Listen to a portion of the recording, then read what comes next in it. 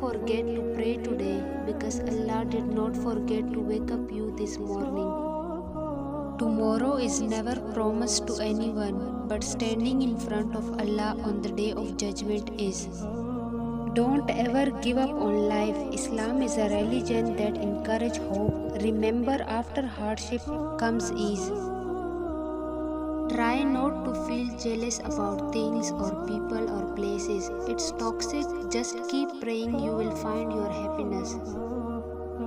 A real man is respectful to his wife both in public and private.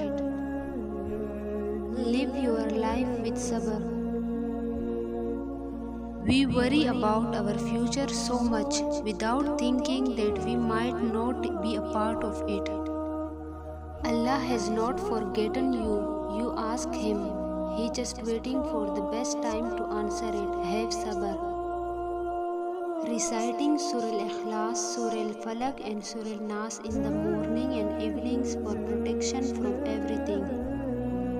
Your sins are not greater than Allah's mercy. The best migration is from sin to goodness.